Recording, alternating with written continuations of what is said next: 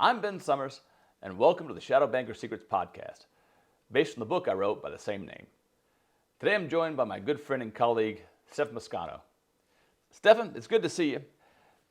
We both, I think, got our start, really came up through the last financial crisis. And the reason to talk today, I think, is particularly important. We often talk about the 2008 financial crisis, but this year represents some of the most uncertain times we've seen since then. And so I thought it might be worthwhile to sort of go back and take a look at a little bit of your experience and progression to help complement some of the stories and background we've shared about mine. Hey, Ben, thanks for having me with you. First of all, I really appreciate you having me back with you because I kind of, as you know, I kind of had to beg you to do this topic and to be on with you right now because last time that I was with you on the podcast anyway was back in March, and the world in the last 4 or 5 months has changed dramatically. You know, we went from red hot real estate and stock market where everybody thought that, rising tide floats all boats. And now we're in, as you said, a very chaotic time. We're in a very similar feel to what I felt anyway as an investor back in 07, 08.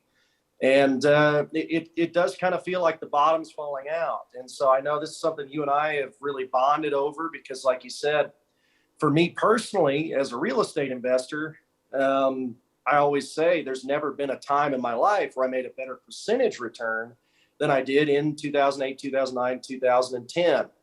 And so when I see things happening now that are so similar to that now, 14, 15 years later, not only does it take me back to that experience and what I learned, but it fills me with, that same level of excitement that I had back then in my 20s. The only difference now is, and largely thanks to you, and that's kind of what I want to talk with you about. I have a more deep understanding of the markets, and I have a new fundamental availability of opportunity because of some of the things that you've introduced me to with GP stakes. I still believe there's opportunity in real estate and other asset classes as well.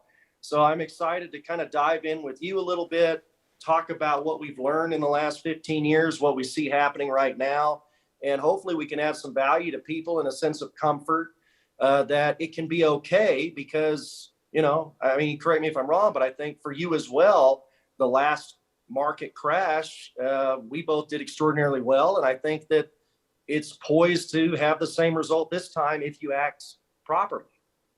The current uncertainty does feel like 2008, but it's different. Things are never exactly the same.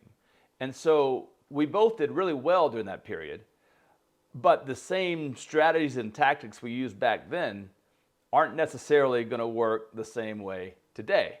Because at that time, it was primarily a real estate bubble. And you, even though you were in real estate, you had positioned yourself really well. I think primarily focused on owner-financed residential properties. I was on the private credit side there. Today, we're in the end throes of an everything bubble. And so it takes an even more robust approach, I'd say. And so where that's led us is into GP stakes investing, which is different, very different actually, than what most people are accustomed to. When most people invest, they tend to think in terms of, I'm buying into a strategy and I live and die by that strategy. If that strategy does well, I do well. If it doesn't, I don't. GP stakes are a little different. So financial professionals, particularly asset managers, financial professionals who manage money by executing a strategy, they get paid for doing that, right? One specific example of that is managing a fund. So a fund manager is a form of asset manager, and they get paid a management fee, which is a percentage of the total value of all of the assets and money they have under their management. And then they get paid a performance fee at the end of the year. So why is that important? Well, the reason it's important is because that management fee, again, listen to what I just said. It gets paid as a percentage of the money and asset value under their management. Not necessarily whether it goes up or down, but just because it's there. In other words, they get paid no matter what. That management fee gets paid no matter what. Well, and Ben, that's the thing that I had a hard time wrapping my head around. And I mean, I guess that's really the main focus of what we're talking about today, right? Because you know, 18 months ago, if you would have came up to me and told me you had an opportunity to, do GP stakes investing or to be a co-GP, I didn't even know fully what those terms meant, right? And that's been the big evolution working with you, getting to discuss these things with you just because of our friendship at an integral level and really understand what, number one, what GP stakes are and how individuals can participate. And I think the hardest thing that people have a time wrapping their heads around, and I know it was for me and a lot of people that have become partners in the framework of what you've built and that opportunity, is that your return is not dictated. If you're a co-GP, your return is not dictated by the performance of not only an asset class, but of the investment itself. I mean, in theory, the fund could be investing, I think you used the analogy, it could be investing in cow manure, in theory, and you're still getting a return. So it adds this crazy level of stability and prosperity during even the most chaotic, fluctuating times. Can you just expand on how that works, what that looks like, and how that's possible that there's something that exists that if I'm a co-GP, I'm getting paid regardless of how the investment itself and the strategy itself performs, because it really sounds too good to be true. Well, I mean, it's really in your face, I think. So I don't think it's uncommon to hear people complain about the income that Wall Street generates, right? Like if you work on Wall Street, it's kind of expected that you're going to have a vacation home in the Hamptons, right? That you're going to have a lot of money. Well, what pays for that? Is it because they bet right, they pick the right investments all the time? No. It's because their fee structure is designed that they get paid and a lot no matter what, right? And so at the simplest level, what GP stakes do is they allow you to get paid like Wall Street. No matter what the strategy is doing, no matter what the asset is doing, you're participating in their compensation model, right? And so what is their compensation model? Well, specifically within the confines of a private fund, a hedge fund, private equity fund, they get paid a management fee and a performance fee. The management fee is simply a percentage of the total value of the assets that they have under their management. That's the cash that's invested, that's the value of the assets they've allocated to. And so again, they get paid a percentage of that every single year, somewhere between 1 and typically 2%, but it could go up to even 4% depending upon the unique circumstances involved, right? So again, they're getting paid a percentage of the amount of money under their care, no matter what happens, good, bad, or indifferent. So what GP stakes do is they're actually buying into that management fee. They're buying into that compensation structure so that you no longer have to pick the right investment. You don't have to guess, oh, what's going to happen? Is real estate going to be okay or stocks going to be okay? Fuck it, no. Don't. It's a losing proposition. Trying to predict the future is a losing proposition. And again, what GP stakes allow you to do is buy into that very stable compensation structure that defines Wall Street. It's what everybody's typically envious of that GP stakes actually provide access to. Well, that's the thing too that I wanted to ram on. I'm glad you said that, man, because I think that's key because like I said, number one, it sounds too good to be true that you can earn these crazy high returns. I mean, obnoxiously high returns, and people that have seen some of the documented stats on this already know that. But once you get past that and you say, okay, well, so it is possible and the numbers do make sense. The other thing to really ram home to me is that this has been happening since the beginning of the financial markets as we know it, right? I mean, this is not uncommon. The only thing that's uncommon about it is that normally individuals like me or people in my network don't have the opportunity to participate in it. Am I correct in saying that?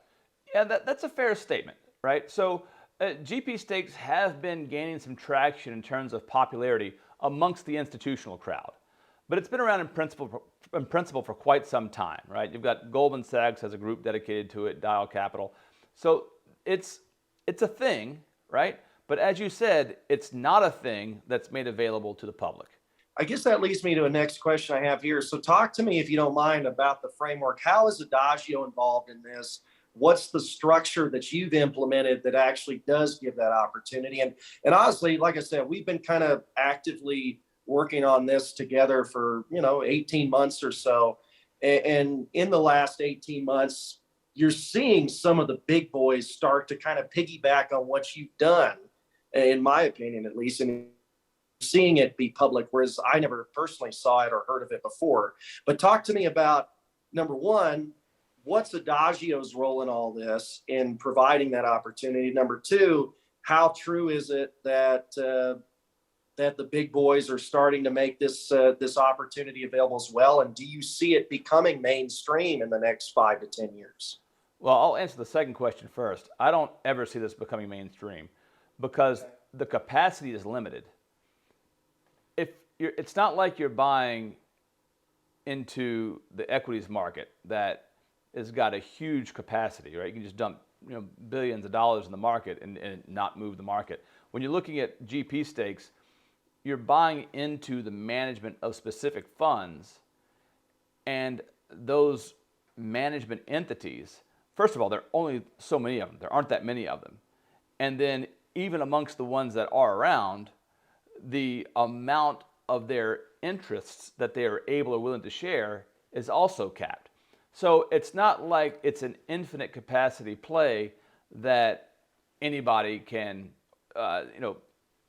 throw money at infinitum. It's a relatively small capacity endeavor. So I don't ever see it becoming a mainstream asset that's available for in your 401k, right?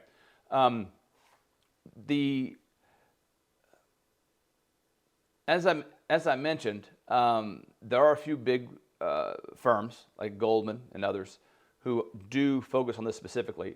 Also, the family office space has kind of rotated such that when family offices allocate with asset managers, they are now very predisposed to pushing a GP interest first, although their terms are not nearly as sweet as what we have engineered on our end. So what I mean by that, and this kind of dovetails into your first question, is there's more than one way to skin that cat. One way would be to just simply buy an existing and mature manager that's got limited growth potential. Again, great play, very stable, really good returns, but you're going to pay for that. That's going to have a pretty substantial cost. We've taken an opposite tack. So we're a boutique investment bank. Our role in the market is to recruit asset managers who can generate objectively better performance than what's otherwise available through traditional markets. And what we've seen and what the academic research has shown without fail is that there's an inverse relationship between asset managers' ability to perform, to generate very strong risk-adjusted performance, and the amount of assets they have under management. When they get to about 50 million under management, it gets progressively harder to maintain very high risk-adjusted performance. So we don't have any AUM standards or thresholds per se, but we're certainly cognizant of this relationship between AUM and performance. And we're also cognizant of the fact that many deserving asset managers who can generate great performance just don't have the ability to access the capital markets. They don't have the relationships themselves. They don't have the marketing infrastructure or whatnot. And so we go out and find asset managers who can generate objectively better performance that's accurately measured across a minimum of one complete market cycle, taking into account all 4 statistical moments of risk, as I described. And then we will securitize them and distribute their strategy through the structured products that we engineer. And so that is a fairly expensive proposition that many of these asset managers can't afford. So in our case, we have engineered a GP stakes fund that allows, well, it's not everyone. So the minimum for our structured products is $1 million plus, right? So we're not retail facing, but we do run pilot programs to test the ability for different strategies to interface with the public through fund-to-funds such as what you manage, right? Yeah, well, and let me back up a second here, Benny. You kind of touched on this already, but let me ask you this. If I'm an asset manager, right, and I'm getting, a 2% management fee, right? Let's just say on my assets under management, my AUM. Why would I want to give up a piece of that? Why would I want to give access to someone else to share in my upside and the reward? What makes it a win for the asset manager? Yeah, that's a good question. So, generally speaking, it's because they have tapped out or capped their ability to raise money on their own. So their relationships, their friends and family, their colleagues, whatever, their existing Rolodex doesn't have any more capital for them to access. And so they don't have a means to continue to grow. And the only means at their disposal is to come to someone like us that can scale them. But that's a business, right? So like it is a labor intensive effort. The risk analytics and underwriting phase alone is a several month process that requires high levels of expertise for many, many hours. The financial engineering piece that converts their strategy into a marketable fund is a high labor, high expertise endeavor. And then once all that's done, running the legal work on that, which is the top tier of securities laws required, also very, very expensive. And then distribution has got, marketing, it's expensive. So these asset managers cannot afford that multi-million-dollar price tag. And so in lieu of just saying, hey, I can't grow anymore, I'm done, it's well worth it for them to have somebody come in, cover that 7-figure price tag, and then scale ad infinitum from there. That could mean another $1 billion under management for them. Yeah, it kind of goes to the old school principle, right? That 100% of nothing is worth less than 50% of a dollar, right? So it's, and I think you briefly touched on something that's really critical here that we should talk about too, Ben, because again, correct me if I'm wrong here, but in layman's terms, every fund that comes into your world and into the Adagio infrastructure, you put them through a rigorous background check, testing the performance of the fund over the last 15, 20 years here before you allow them into the infrastructure, right? That's step one. Once they pass that test, then you're structuring the entity so that it's compliant, scalable, and then they're getting access to the marketing infrastructure. And of course, I'm a part of that with the 2.5 million members that I have, and then all the success you've had on the marketing side as well. But there really is literally millions of dollars of value there, number one, for the asset manager that makes sense for them in lieu of paying that up front, as you said, to share in that upside with all of us as investors. But also there's a sense of comfort there to me as an investor to know that you're not just taking anybody off the street. I can't just walk up, knock on your door, say, hey, I manage a real estate fund. I've got $40 million under management. I want to do a co-GP with you. You're going to put them through that rigorous set of checks and balances, correct? Right. Because first and foremost, we are the manager of the structured products and funds that we issue. So generally speaking, when we work with an asset manager, we're taking them out of the securities issuance business. So we allow them to just focus on managing their own strategy. So if we're going to put our name on the fund or the structure that's securitizing them, then we have to know damn well that we're not going to be exposed to liability by virtue of putting a shitty asset manager on our platform. Furthermore, we can't compete on brand name. We're not Goldman. We're not Morgan Stanley. We have to compete on merit. So if we fuck up one time, if we put one bad asset manager on our platform, that potentially ruins our reputation and kills our business. So it is beyond vital that we verify that this asset manager is objectively better than anything else that is available. And the way that we do that is we make sure that we look to see how their strategy either did perform or would have performed across 2008. And we're not looking at that through the lens of, oh, how can we make it look great? We're looking at it through the lens of we want the most accurate picture possible so that A, we know how to design the structure and fund to securitize them. But furthermore, to know that we're not exposed if we and when we experience a similar downturn again. So we're looking again at their performance across a minimum of one complete market cycle. So we're looking back to at least 2007. And then we're taking into account all four statistical moments of risk, not just the correlation to the S&P, not just the alpha and the beta and the standard deviation, but also the skewness and the kurtosis. To what extent are the potential losses compared to the potential gains? Ideally, you want to have potential low loss with potentially infinite gain. And then tail risk, the kurtosis side. To what extent do bad things happen to this strategy? And what are the impacts? Is there a drawdown? If so, how big is it? So there's a many-month effort that goes into verifying that these guys, again, are objectively better than what's otherwise available. And what you'll find, and maybe not surprising to you, is that almost all of them operate in private markets because of the arbitrage opportunities that exist in private markets. We've got some of the most sophisticated quants in the world running algorithmic equity strategies on our platform. They're also the worst performing. And it's not an indictment against them, it's an indictment against the markets in which they operate, right? The equities markets are efficient. There's only so much you can do. I mean, there's a 20% signal to noise ratio. That's it. And so there's not a whole lot you can do with that.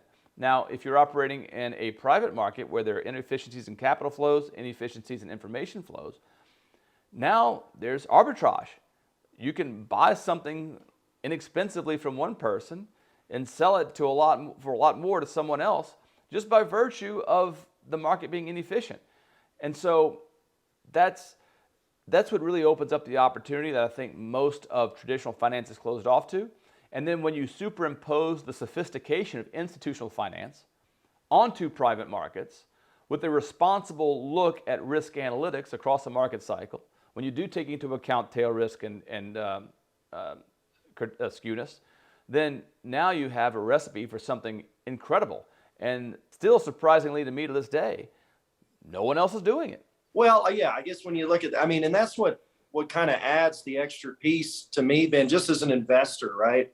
I mean, we're kind of talking about it from a few different angles here, from asset managers, investors, and then the Adagio role in this thing. But for me as an investor in this structure, it's nice to know that while my return is not dictated by the performance of any individual fund, because again, we're getting our return purely based on the AUM as kind of, I'll call it co-owners of the fund itself and kind of co-fund managers in a way.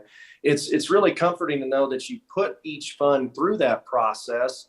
And I think that's why, I mean, going back to what we mentioned at the top, during, I can't remember if it was 2008 or 2009, but you did a 41% return while the S&P 500 was negative 30+%, so it is shocking. A lot of people don't do this, but I think it's because of what you said, right? They can rely on the history and the brand name and all that. Again, going back to 2007, a lot of people don't remember this, but I do because it's stuck with me. I remember obviously the Lehman Brothers going bankrupt and all that, but Goldman Sachs was in jeopardy of that happening too. And then Warren Buffett came in and infused them with $5 billion. And I remember that vividly. And I think if he hadn't done that, it might have been a different story because of their brand name, right? You don't have the brand name, so you have to get results. You can't have an off year. You can't have an off quarter. You have to get results 10 times out of 10. And that's really what creates everything that you built. That's true. In my perspective. No, that's true. And again, I am fortunate that there is this hole in the market. There is this neglect from the institutional space to small balance operators in private markets. And fortunately, we've been able to live there and do really well. Speaking of Goldman, it wasn't just Warren Buffett, but if you recall, AIG was the beneficiary of a huge bailout. And guess who owned those insurance policies held by AIG? It was Goldman. So yeah, they got to double dip a little bit. Yeah. But yeah. And now you got former Goldman Sachs executives that are kind of I don't know if it's technically it's not working for you, but working with you within this infrastructure because they believe in it as well, right? That's right. That's right. Honestly, it makes me think that there's got to be a reason for it. It's either they're indoctrinated into that old school culture, they don't know that there's a better way, or they want to keep all those gains for themselves.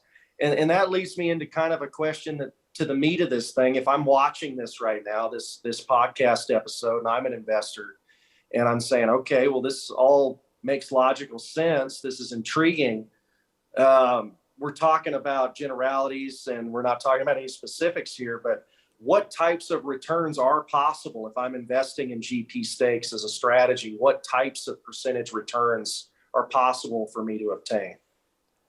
So 20 to 50% returns are really the target. Um, and that sounds incredible, but part of that is due to how we are specifically running our GP stakes positions. So I mentioned earlier that one way of doing it is to buy a mature manager, and you're paying effectively a market price for their position as it exists. Well, in our case, we're an investment bank. We've got arguably the most sophisticated and efficient distribution infrastructure that you can build within private markets. Our cost of capital is very, very low, like 1 to 2%. So what happens is we'll buy into an asset manager, and all of the money that went to that asset manager is then turned around and spent through our distribution infrastructure to raise their AUM. So very simple math, if we invest $1 million in an asset manager to buy 50% of their GP, 50% of their entity, 50% of the management company, we've got $1 million in.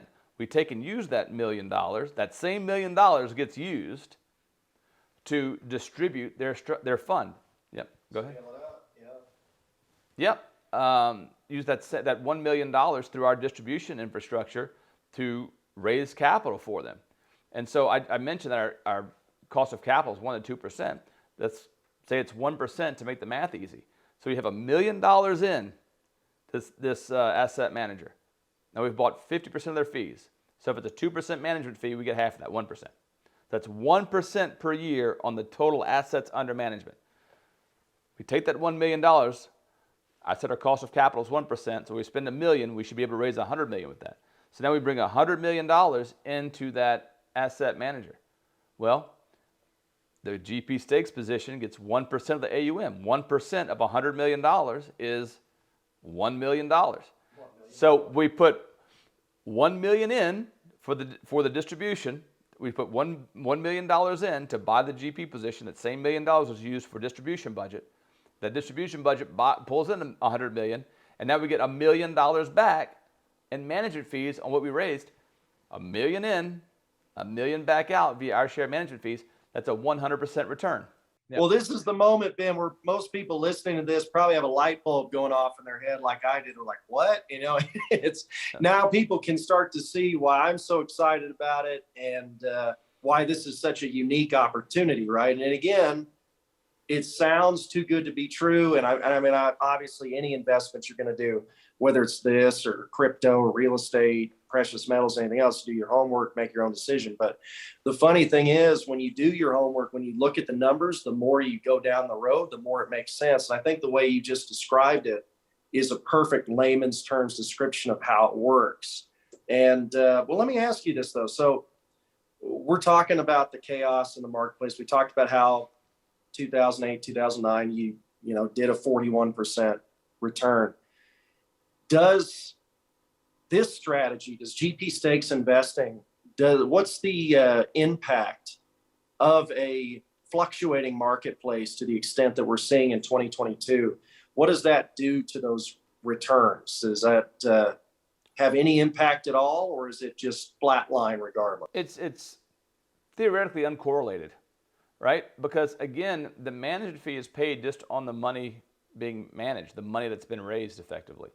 And so by definition, it doesn't matter where that money is placed, whether it's held in cash, whether it's put in any strategy. The management fee is paid on the dollars through the door, so to speak. So that's completely uncorrelated, unrelated to any market. Now, in practice, the capital raising environment does change over time.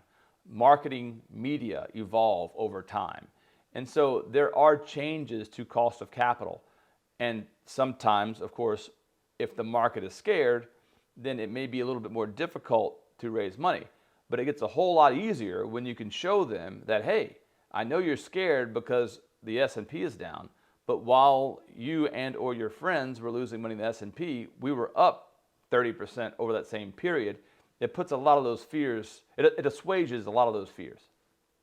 It does. Well, and again, that it's perfect that you described it that way, Ben, because that's the main takeaway for me, really. With, it's repetitive and redundant. I apologize, but it's something I'm pretty passionate about. And it's cool because we've been talking about this for years, you and I, right, individually and collectively, that in times of high fluctuation, that's when you really get an opportunity for your strategy to rise to the top if you have a solid and effective strategy and do better. And so I want everybody that listens to this, whether they're going to invest in GP stakes or not, to feel a sense of excitement and comfort about the opportunity that's there and not go run and hide, because again, we're seeing rapid inflation right now, right? I mean, if you do go run and hide, you're not investing in anything. You might think you're not losing anything, but you might be losing 10% a year because the dollar is continuing to devalue and go down and down and down. Your purchasing power is going down. So when you can look at a track record, it's one thing for me to say that. It's one thing for me to conceptualize that verbally, but it's another thing to look back, have the fundamental track record of having done it before, like you have, like I have. And not only us, but again, every fund that's within your infrastructure, within the GP stakes landscape as you've developed it, has to have passed that same test, or else they wouldn't be a part of it. That's right. We operate with the highest level of rigor you're ever going to see. You've probably seen me say this many times in other places before, but if you ask 999 out of 1,000 financial professionals what is risk, they'll give you the Brook Trout look. They don't know, right? Not only do we know how to define risk, but we know how to accurately measure it. Not just measure it, but accurately measure it. And so it shouldn't be the case, but it is the case that we are one of the only firms that do this. Certainly one of the only firms that has a public presence talking about it, right? With the intent of helping to level the playing field. And so if you're a retail advisor, we don't work with retail investors directly. But you can at least begin to ask the right questions of your financial advisors, right? So that they begin to feel some pressure to operate in a bit more of a meritocratic fashion. That's fantastic. Well, and I guess as we're kind of wrapping up the discussion, man, let me just ask you this. So if I'm watching this right now and I like what I'm hearing, I'd like to investigate it further, and I wanted to maybe even participate and maybe invest in GP stakes, either with Adagio or with someone else, if you could find another opportunity like this. What does that process look like? What would the next steps be, and how would I go about investigating it further? Well, we don't have any GP stakes funds available directly to the public, but we did have a specific co-GP opening that we ran last year that we've published a case study on. And so we've made that available to sort of broaden the reach, broaden the access to this type of information. There are fund-to-funds. Stephan, you are managing one right now. Go ahead. Well, and I was going to kind of, because, if somebody, and again, I'm going to describe it as I understand it, and of course, correct me if I'm wrong here, but if somebody came to you directly want to invest with you, that's not a possibility, basically, right, for the general public. So, and really, when we first started talking about this, and for those that don't know and haven't seen kind of our backstory together, Ben and I originally met you in the form of as a compliance expert. I was running marketing for an investment fund, and they hired you as a consultant to make sure that their house was in order there to some extent.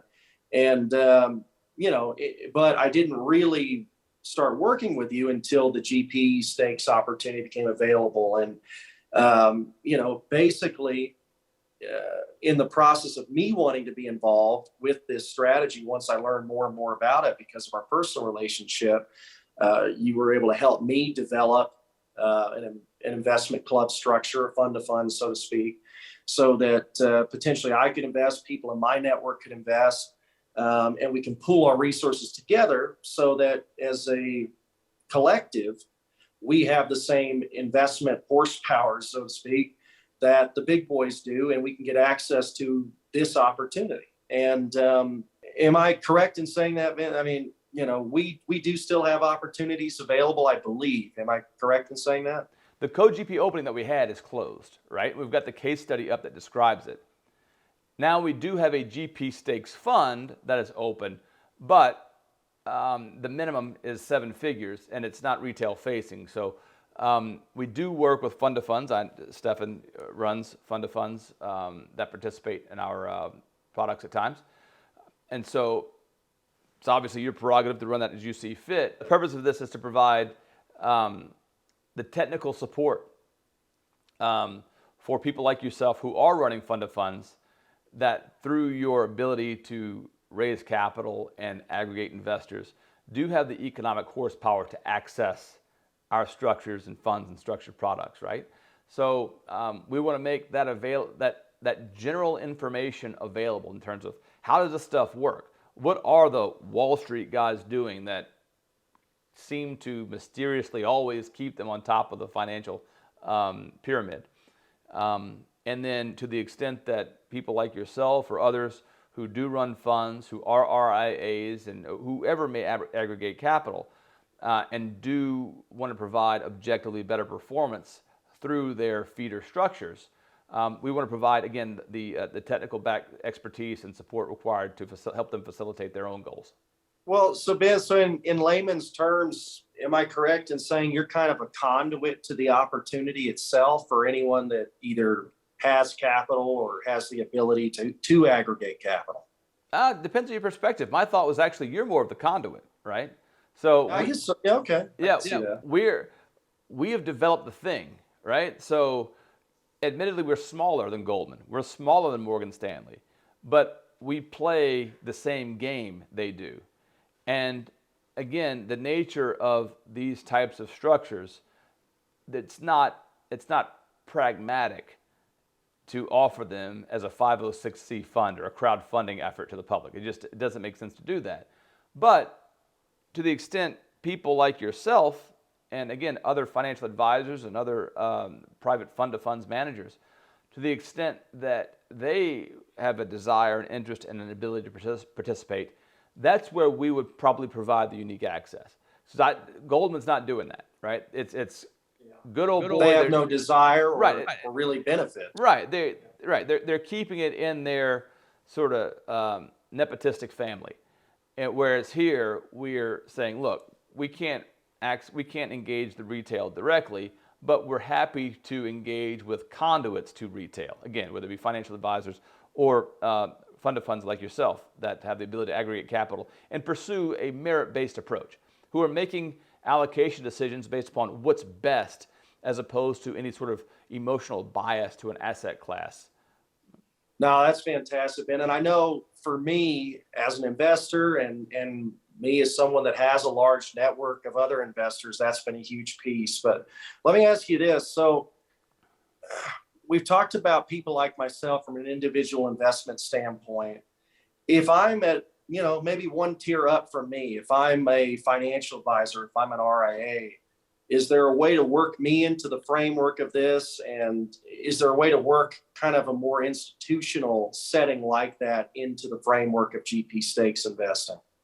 So in general, our primary allocators are funds of funds, small pension funds, and endowments. Fairly recently, we have made more of an effort to engage the fee-based RIA space because we have, by virtue of our own marketing efforts, the marketing efforts with partners like yourself and Intersection Capital and others, we have hundreds of thousands of high net worth individuals, retail investors that we are not positioned to serve directly. But we feel an obligation to support and serve them. So what we're doing right now is vetting RIAs who demonstrate a commitment to growing with integrity, where we can provide them the retail investors who are looking for precisely this type of things, the type of investments that we engineer, but they can't access directly. And so the benefit to the financial advisors, the RIAs, for doing that is, well, A, we would work with them to help them graduate from a 60-40 retail approach, which is completely commoditized, experiencing tremendous fee compression, and graduate them into the institutional sphere, where they're making allocation decisions like the more sophisticated institutions, the big boys in the game, right? And a lot of retail advisors think they can't do that because their investors can't write big enough checks. Well, we can set them up with funds of their own. So they can have a fund of funds that could represent 60 to 70% plus of their clients' money. That's allocated to alternatives that are objectively better than anything else they could put them in. And now, instead of getting 1% on their entire AUM, they can get 3 to 4% on this alternatives portfolio via the fund of funds fees. And the clients will thank them for it because A, they're looking for this stuff. How do we know? Because they've come to us asking for it. And then number two, the performance they experience is way better, even net of those fees, like way better than anything else they're going to get in a 60-40 portfolio. So yeah, we've been in the process for a few months now of interviewing RIAs, running a pilot program to pare those down to a handful that we can work with and pass our high net worth retail clients to that we can't directly serve. Oh, that's great. Well, as you were talking about that, it made me think about our relationship, and it made me think about a common theme here. And I genuinely, I don't know for certain the answer to this question. I think I might, but I've rambled about on, our discussion today, and really every time I'm talking about how important it is to me about kind of bringing power back to, the little guys. And by little guys, I mean, you got to be an active investor, obviously. You got to have something to work with to be able to put it in action and have that level of success. But, one of my favorite sayings is the greatest difference between poverty and prosperity is access to knowledge and opportunity. And it feels to me like that's a fundamental principle of what you've done. You mentioned, as far as the RIAs go, that you're looking to potentially bring into the infrastructure there, that integrity is a key piece. How important is that to you from a mission statement of giving these opportunities, not only to individuals like me as investors, but even as you continue to go up the ladder, from somebody that's running a fund of funds like myself, from the individual investor to the RIAs and so on and so forth? How important is that piece of the puzzle for you and what you're doing? It's the most important thing, and that's not a platitude. It's important both personally, but it's important from a business perspective. Like I said, we can't compete on brand name. Goldman's going to win every time on brand name. Morgan Stanley's going to win every time on brand name. So our entire firm and business exists and grows precisely due to the fact that we are able and willing to bring objectively better products and services to the financial markets. So yeah, there is this sort of idealistic component, but there's this very practical component that we cannot afford to rely on the same bullshit that governs how every other firm tends to operate. And so and that's communicated through our messaging and our marketing, but it has to be followed through with our deliverables. And so when we're working with whether fund of funds managers like yourself or retail advisors, their approach has to be congruent with ours, because the people that we've brought in are looking for that, right? So even if you wanted to just say, yeah, sure, Ben, we'll do what you want us to do, and then we send them our retail base, they're not going to close. They're going to leave. They're not going to stay, right? Yeah. They won't. Like, it's the ability, it's the substance and the sincerity that people can kind of feel. You sense it's there, right? And the and us delivering on those promises that has made our business. And we simply can't afford to work with anybody who doesn't match that standard. Well said. And it really is so true. And that's what's so cool about what you've done, and why I'm thankful to be a part of it, is it really is an ecosystem that everything feeds off of each other. And it's just like-minded people that know there's a better way and choose to invest the time to seek it, right? Because it's one thing to predict what the market's going to do. It's one thing to know knowledge, but you have to take action, whether you're an investor at the lowest possible or the highest possible level, whether you're an RIA and you want to grow your business, whether you're somebody like me that wants to maximize my revenue for myself and everybody that puts faith in me as an investor or partner. You've got to take that time and that effort to do that. And it's funny because, on my side, I've got about 70, 80 individual investors that partner with me on different things. And I've often said, I never seek it out intentionally. I don't have like a, survey or something I make people fill out or anything, but we really are all like-minded. There really is a common goal there. And I think you said it perfectly, that it's just, people can feel that. And I really love that you are one of the few people, and I've said this to you many times, both personally and on these podcasts or webinars that we've done together. You have a unique combination of what I would call common sense, but then those common sense fundamentals ultimately also are correlated with end result. And that's rare. Sometimes you get a positive end result, but you don't have layman's terms common sense. Sometimes you have the other way, but the end result doesn't match up. You have both. And I'm thankful that you give us the opportunity to participate, my friend. I really am, because that's rarer than I think even you know. Well, it's enjoyable to work with people who, like you said, are like-minded. And there's no pretense. It's really simple. What does like-minded mean? It means you're smart, you're curious, and you're independent. There's no resume requirement. There's no experience requirement. There's just a willingness to explore new things and make decisions based upon merit. And so anytime I have the opportunity to work with people who share that perspective, it's a thrill.